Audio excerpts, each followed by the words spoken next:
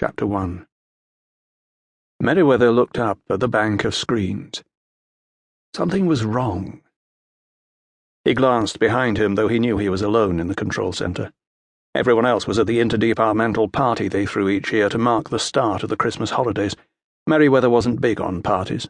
He didn't drink and couldn't do small talk, so he volunteered for the caretaker watch to garner some points with colleagues on the flight ops team and bag a little heavy-duty processor time to crunch the deep space data he was working on for his PhD.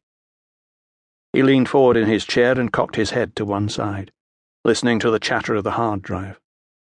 Some people could listen to a car engine and tell you what was wrong with it. Others might hear one bum note in a symphony played by a 60-piece orchestra. Merriweather knew computers, and this one definitely sounded hinky.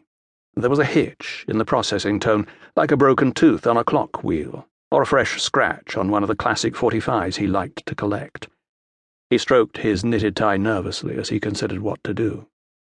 Unlike the other techs at the Goddard Space Center, Merriweather was strictly old school.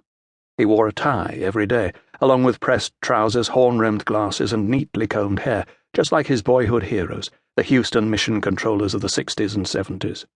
He also liked rules and order. He didn't like it when things went wrong.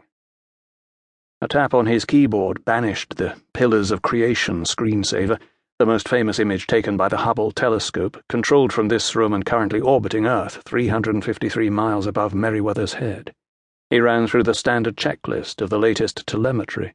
Temperature normal, speed steady, all systems green, no fluctuation in the solar wind, nothing abnormal. He typed in a string of commands, and the big screen on the wall flashed an updated image from the main reflector feed.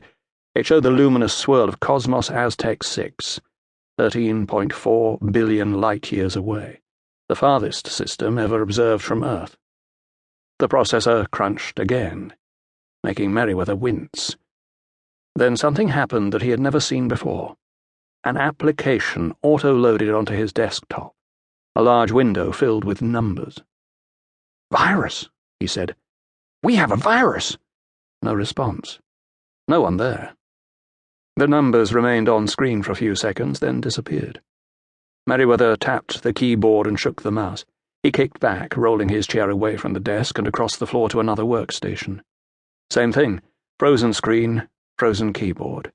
The processors chattered feverishly as they continued to feed on whatever digital poison had somehow found its way into the pristine system.